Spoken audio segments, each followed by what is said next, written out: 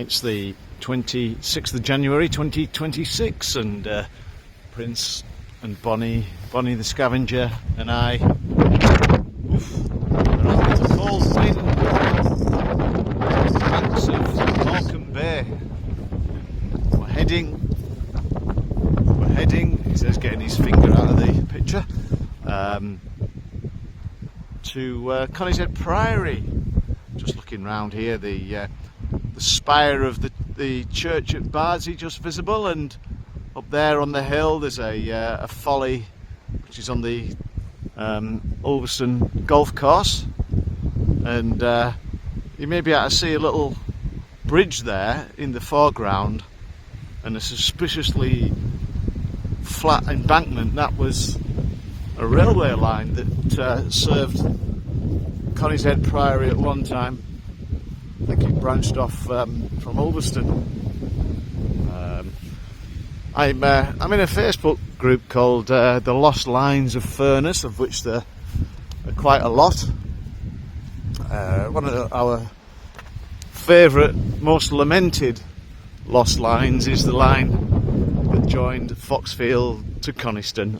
Now, if that line had been preserved, it would have been a fantastic addition to the attractions of the Lake District, because people from Coniston on holiday would have been able to come down to Broughton in Furness, which is a lovely place. Lovely little square with a cafe at the top, and one of my favourite pubs down at the bottom, and then a couple of other pubs in the village as well. But as I say, this afternoon's quite chilly, and you might be able to hear the wind on the camera microphone. However, I thought I'd start filming as we got near the trees, which hopefully will add a bit of protection. If you were wondering what the pub at the bottom of the square in Broughton was called, it's called the Manor Arms. They serve about 8 or 9 different kinds of real ale, and there's always 2 good fires going in there in the winter months, and probably even on a cold day in the autumn and springtime as well. So heartily recommend that pub, and there's some nice walks along the old line that I was mentioning to Coniston. Broughton's quite a sleepy little place now, but doesn't get the volumes of tourists that descend on places like Ambleside and Windermere. This has been a nice little Jack Russell, nice little dog. Here we are, getting into the woods of Conishead. Yeah, look at it. So it's about 3-4 degrees today, and I don't remember, apart from my Uncle Douglas, who was a bit of a character in his own right, but when I was young, people, I'm sure, didn't tend to wear shorts in winter, but maybe the young people of today are made of sterner stuff than we old timers, because significant numbers of young people are quite happy to wear shorts even on the bitterest of cold days. Yeah, needless to say, I'm not one of them, but I do wear shorts through the summer as much as possible, revealing a rather eclectic pair of knobbly knees, but that's another story. So yeah, here we are. We're now in the woods of Conishead Priory, and there's quite a few people milling around even on this chilly January day. But very nice woodland, and very sadly a few years ago there was quite a severe storm hit Cumbria, and a lot of the trees in Conishead Priory, some of the very, very old trees were blown down, which was I found quite sad, because I've been here a lot of times and they were almost like old friends, and to see them decimated like that was a big shock. A friend of mine, Michael, came up over from York, and we decided, we always love coming to Conishead Priory, but we decided to do this walk that I'd planned out from Dudden Bridge, which itself is a quite a nice little nature spot. You can swim at Dudden Bridge if you're brave enough. I've been there a few times swimming, and I'd recommend going on a fairly hot day, because it's pretty chilly, the water coming down off Corney Fell. But yeah, we did we did this walk, and there's a really interesting old iron foundry near Dudden Bridge, and that is really good to go and have a look at. So if you're anywhere near Dudden Bridge and Ulver, that area, the iron foundry at Dudden Bridge, just above Dudden Bridge on the Corney Fell Road, is certainly well worth a look.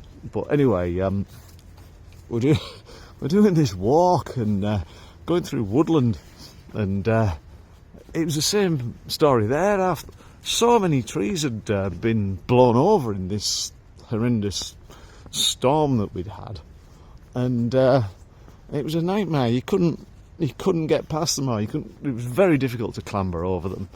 And anyway, we just happened to be walking along, swearing, trying to find the path, and oh god, it was hard work. And then we came across this couple, this bloke and his wife, and I was starting to be bemoaning how difficult it was, and what a horrendous walk it had turned into.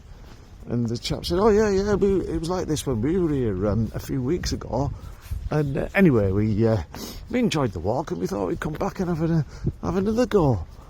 And I looked at Michael, he looked at me, and we just thought, these people are seriously mad, because it was just horrendous. Anyway, there we are.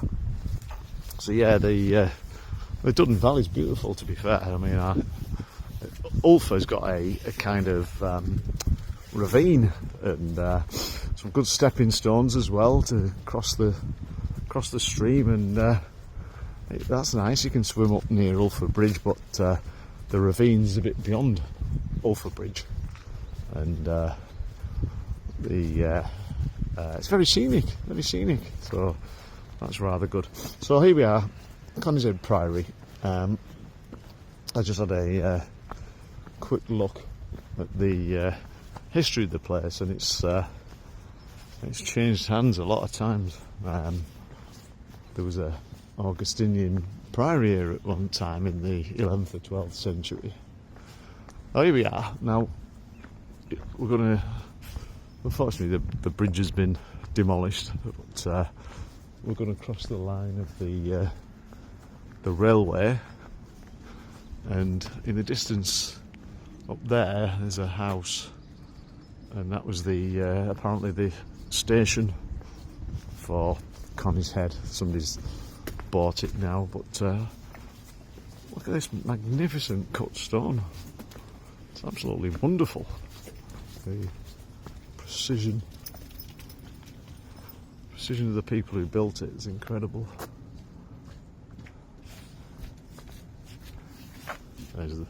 There's the bloke in the shorts. Hiya. Oh, surrounded by people. Anyway, yeah. Look, what always fascinates me is the degree of detail that the people who laid these stones went to. I mean, look, the amount of effort to carve this particular piece of rock into such an ornate shape, and to do it so consistently as well along there.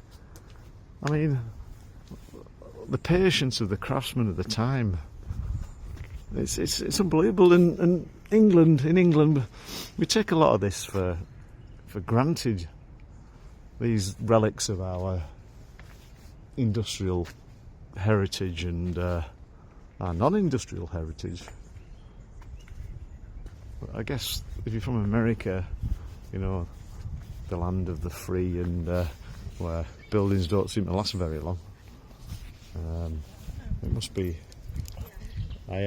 very strange to come to Prince. Must be very strange to come to England and Europe and see all these buildings that have been here for over 1,000 years and nobody bats an eyelid. So yeah, there's a lot of people here today. So these are some of the trees I was referring to earlier. They are pretty sizable, but it's amazing how shallow the roots are. Might see one up here, one of the sadly fallen giants, but you look at a tree like that, monster tree, and yet the roots are unbelievably shallow. Literally maybe 18 inches into the ground and that's it. It's it kind of doesn't make sense, does it? You wonder how they actually stay upright.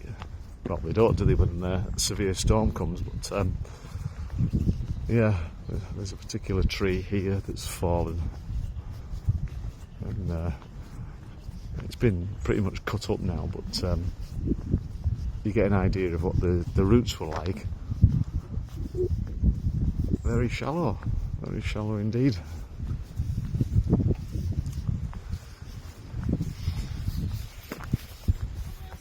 This oh, Bonnie's made a friend.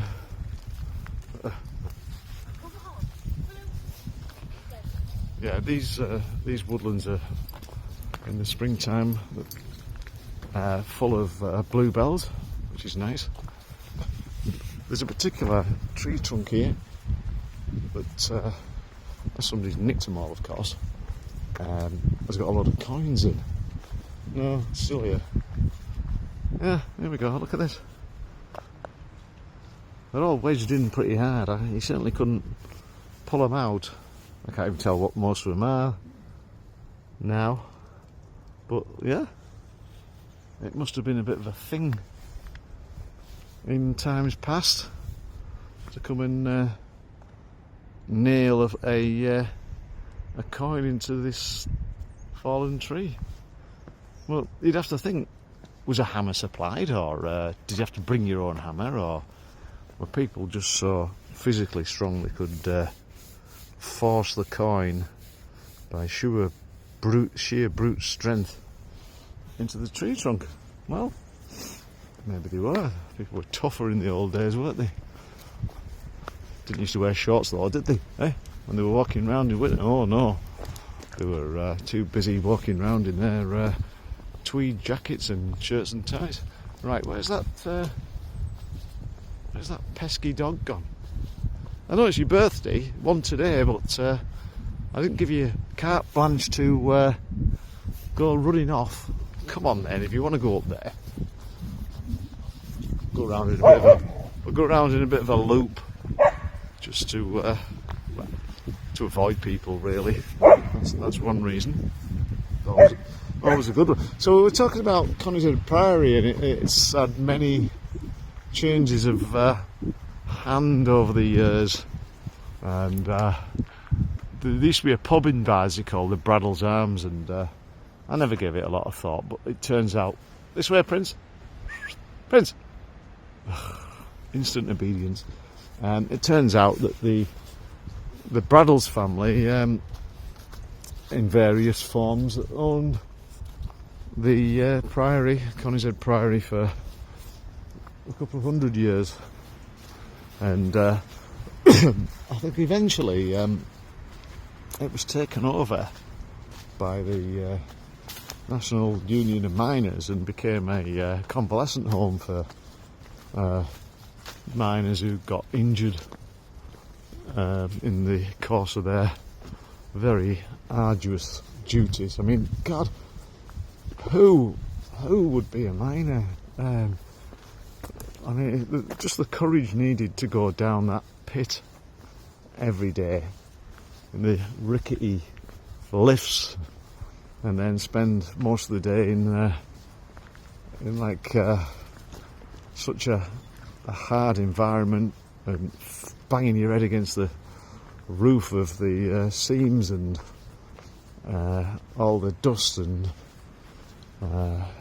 just the physical effort of being a miner. It's beggars belief, really, and hats off to them. They're tough lads. Here we go. That looks like a small deer. Is it a fawn? A fawn, a baby deer, a fawn. Fawn in my side, you know that's all you ever were. Annie Lennox and the Eurythmics. What a voice she had, Annie Lennox. This is one of my favourite trees. In fact, one of the biggest trees I've ever seen in Britain. And a bit later on the second part of the walk, we'll see another one. A massive, I think it's a yew. Look at that. What a monster. Use Prince to get a bit of perspective there. Bonnie. Look at that. Fabulous tree. I used to pick up the acorns that used to fall around this tree. Still do, to be honest with you. Get a bag full of them and just randomly throw them in other areas of woodland, in the hope that one day another monster will emerge. Yeah. How long's that been there? 300-400 years or more. How transient human life is when you compare it to some of the trees. Oh, hang on. Is that snowdrops? I always like seeing snowdrops.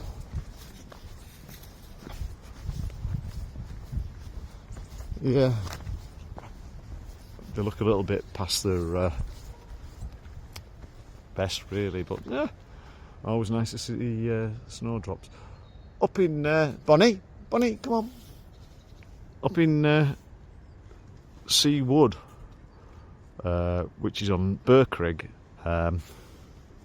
there's quite a nice woodland there that has quite a spectacular array of bluebells in the springtime, and just not very far away from there's a stone circle, and I was once driving up there, going over Birkrigg. I think I was heading to a pub, would you believe, and I went past the stone circle, and there was druids. I'm not kidding, people in long white outfits and hoods and everything, druids. I'm pretty certain they weren't Ku Klux Klan. Not too many clans around here, but yeah, druids. So druidism still alive and well in Britain in the 21st century, and you see them there all at Stonehenge, don't you? Although of course that's just gone mad, Stonehenge at the equinox time of year, because there's thousands of people there, and why not? So here we go, Conishead Priory, and recently repainted. It's been taken over by a subsect of Buddhism. These people are not, as many people think, followers of the Dalai Lama.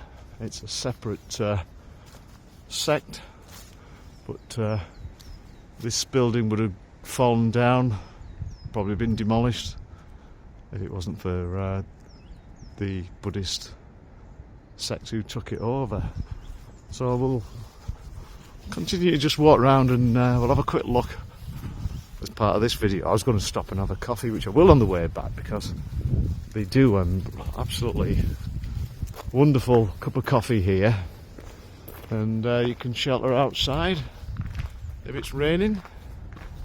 And I am going to sit outside because Prince has a notoriously short attention span, and he likes to give any of the dogs that happen to be in there a bit of a woof. So it's a bit embarrassing, really. So yeah, look at that. That's been there a while, hasn't it? That's probably been there since the time of the Braddles. But I love the parapets and crenellations and towers.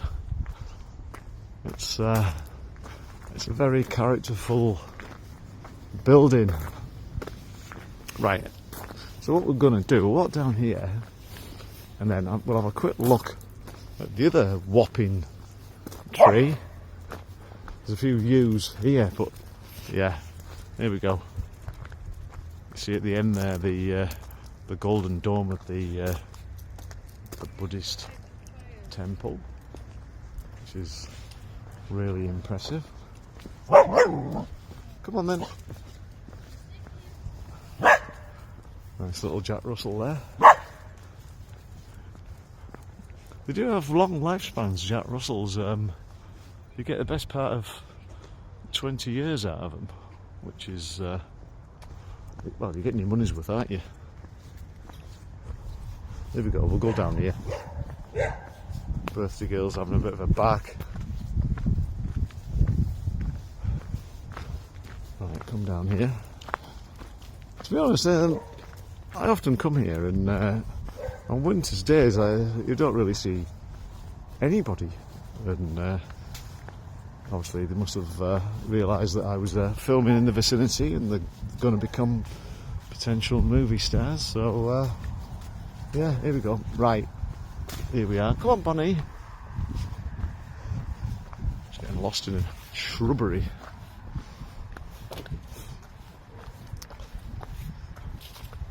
Yeah, it always, I can't hear the word shrubbery without having a bit of a chuckle, thinking back to Monty Python and the Holy Grail and the knights who say "Nyeh."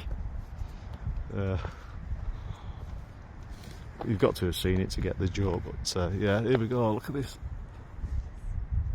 magnificent tree, and it used to have the most massive branch stretching about 35-40 feet. You can see where it's been lopped off there, unfortunately, well, probably for safety reasons, and the branch stretched to out here, and it's fenced off now, but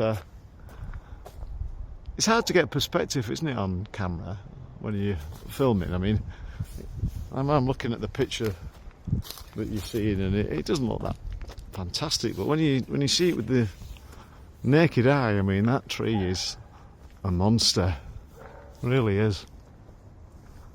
Wonderful tree. It's puts you in your place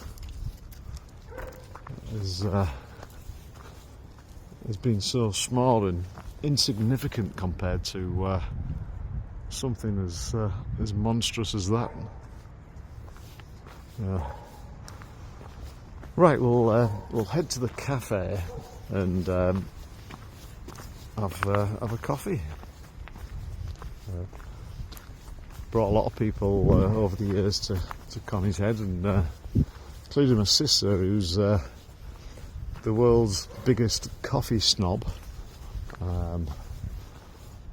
and she actually enjoyed a cup of coffee here, so yeah, must be half decent.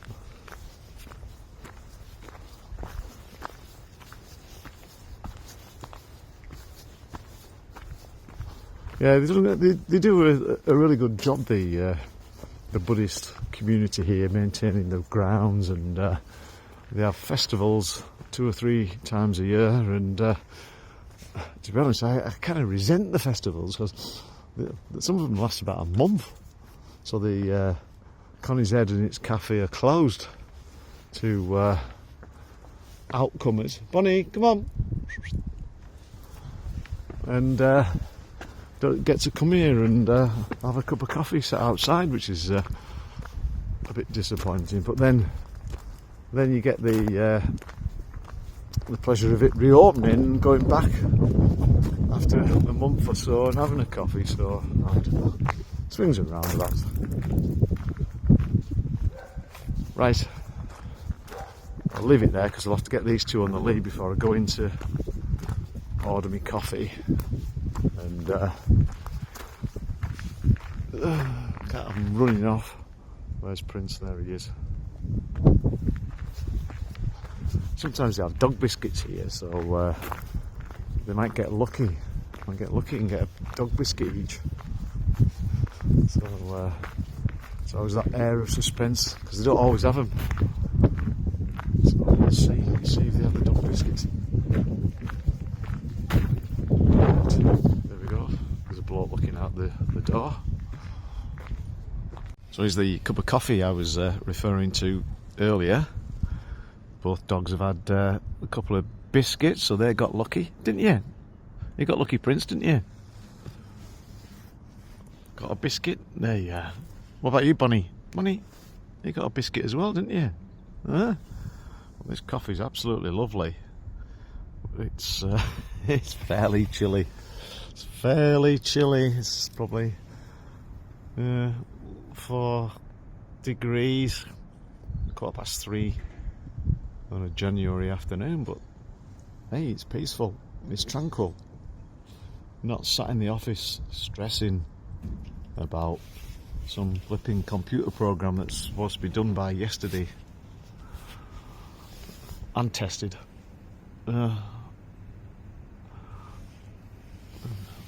Dogs are a bit cold as well.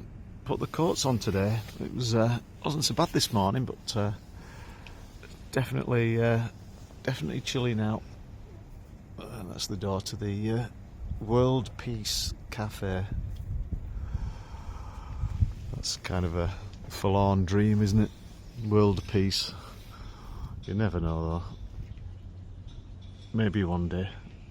It's amazing how the trees absorb the wind, even leafless like today, because as we approach the channel, Morecambe Bay, 100 yards back, you couldn't feel or hear a breath of wind, and then here we are as we come into the more open area.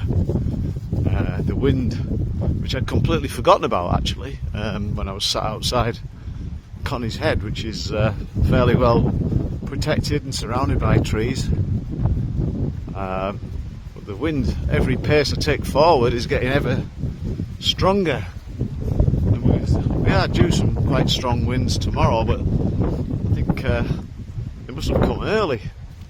But anyway, I used to come along here with my dad. Dear old dad died last year, and this was one of the walks he could do. We'd park at Conishead Priory car park, which is no mean feat in summer. It gets pretty busy, and we'd walk through the woods, which I'll just show you there, along the path, and then out here through this ancient gate post, and come down here, and we just sit round this corner, Bell's Belt, just on here on this concrete seat.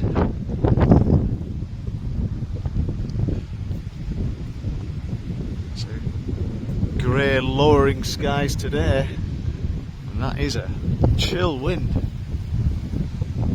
Down there towards Morecambe you can't see hardly anything due to the low cloud.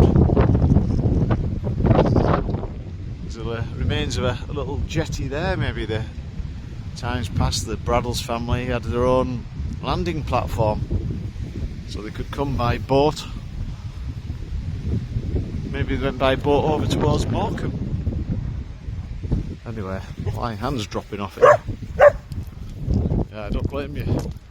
Oh, as soon as we get in the shelter, it's immediately better.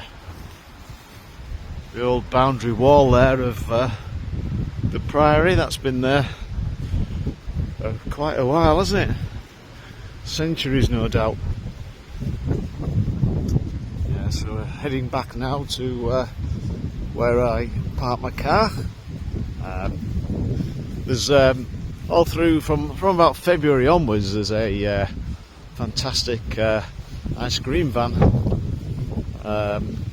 at the little car park on the coast road where I park, the coast road between Ulverston and Barrow-in-Furness and Roy's Ices. Roy's a local legend, and although you don't really see Roy serving in the ice cream van anymore, he still comes and tops it up with fresh cartons of ice cream when they run short. But my dad always used to say, oh yeah, Roy will be spending his winters at his villa in Barbados, and he must make a lot of money. But I mean, he doesn't charge that much for an ice cream.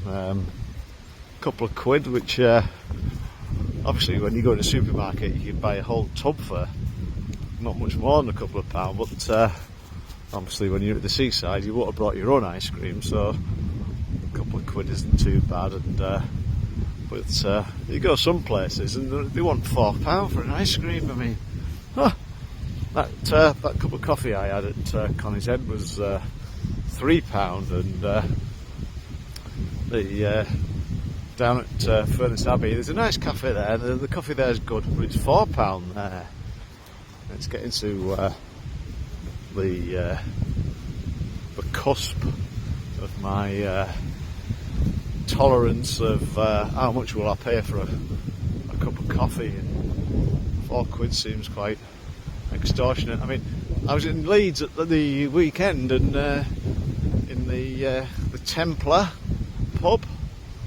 You might have seen that video. But yeah, in the Templar pub it was, I think it was £3.80 for a pint of Three Swords beer. Very, very drinkable beer is Three Swords. And anyway, so it puts the £4 price of a coffee into perspective, doesn't it? When you can get a full pint of very decent real ale for £3.80, it's enough to drive you to drink. Why would you drink a thimble full of coffee when you could have a pint of Three Swords for less? Yeah, makes you think, doesn't it? Probably the wind and the waves in the trees. Well, not waves in the trees, but you know what I mean. You can hear the waves. About to get a blast of it. There we are. And that's where we went in. Danger in the bay. It's a very apt warning, is that, because Morecambe Bay was the scene of well, it's been the scene of a few tragedies, but massive tragedy 10 or 15 years ago, maybe it was longer. When you get to my age, time flies. But yeah, there was sadly a group of Chinese people cockle picking out in Morecambe Bay, and unfortunately the tide comes in here faster than a galloping horse, and they got caught by the tides, and unfortunately about 25, 26 of them drowned.